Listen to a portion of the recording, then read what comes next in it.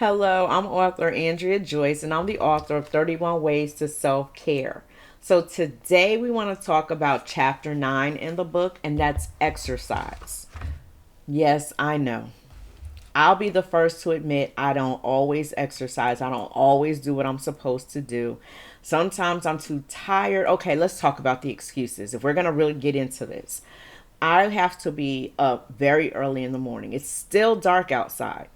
I want to be in bed a little bit longer, especially as the shift in temperature happens when it's colder. I like to be under my fuzzy warm blankets. I don't want to get up out of the bed and I have to get up, right? So my excuse in the morning is I have to leave out early, so I can't work out now. Then I lie to myself and I say, well, I'll come back in and do my exercise in the evening. What happens in the evening? Well, there's time with family, there's cooking, there's cleaning, there's getting yourself ready for your next day, there's the showering, it's the work that you might have to do, for your business. It might be a phone call, you may have online meetings, you may have your service online. So there's so many things happening, and what happens? Another day passes and I have not exercised. So we're going to make a commitment to each other, me and you, that we are going to do better about exercising. Remember, start where you are. There was a time in my life where I was a personal trainer. I was able to work in the gym for women in New Jersey, and I did I can't step classes. Step was my area. So I was up down those steps, just going. Come on, ladies. Let's get it. Put a little, dance movement in there. Oh, I was wonderful. I was slim, trim, and in shape. I even had a washboard stomach.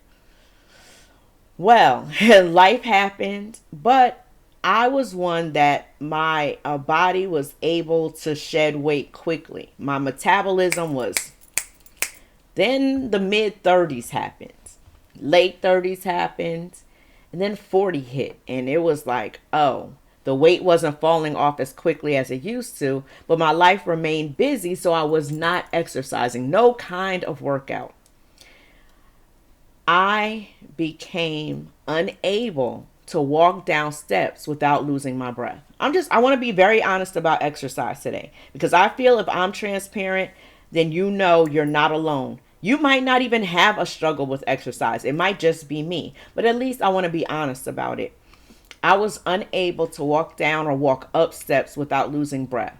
I couldn't even walk up a full 18 steps. I would have to stop somewhere right before the middle, catch my breath, breathe again, and then go up the stairs. And that was horrible.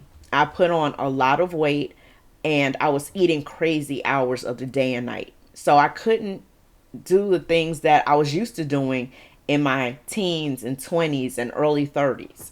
So I made a commitment to myself that I was going to be able to breathe going up and down steps. So every day I started walking up steps, walking down steps, not just the ones where I lived, but at my job and different places, just so that I would be able to at least get up the stairs without all the sweat, without the breath running out, and be able to breathe. Then I started parking my car further away from the door. Instead of being up close to the door in the front where I was used to being, I would park maybe 20 spaces away and walk from my car to the front of the building, walk back from the front of the building to my car.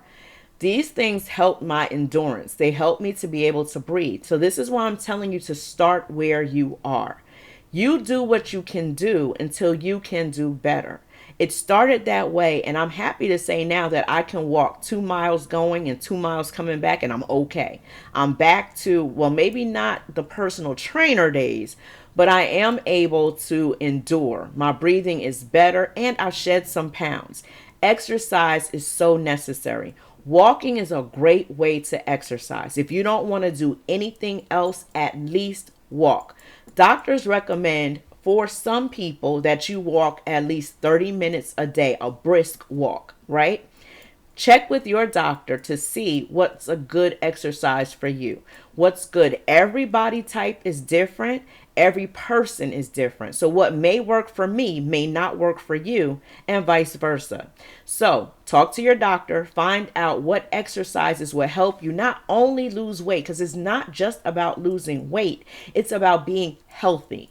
There are some people who will always be thicker, but they'll be healthier. And there'll be people who are thinner who may not be as healthy. So don't let your body shape determine whether you're healthy or not. We need to see what your organs are doing, how your blood is pumping, how your heart is beating. We need to see the whole picture. So find out what exercise works for you, and then let's commit to do it. Today, as I look you in your eyes, I say that I commit to getting back to walking at least 3 times a week. I'm going to start there. My doctor wants me to do 5 times a week. Let me start at 3 times. Now that the temperature is shifting, afternoons and evenings won't be as bad for me walking because it's not the heat of the day, but it's a warmer part of the day.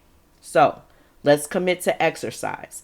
Exercising is a great way to self-care, and self-care matters. It's something you should prioritize.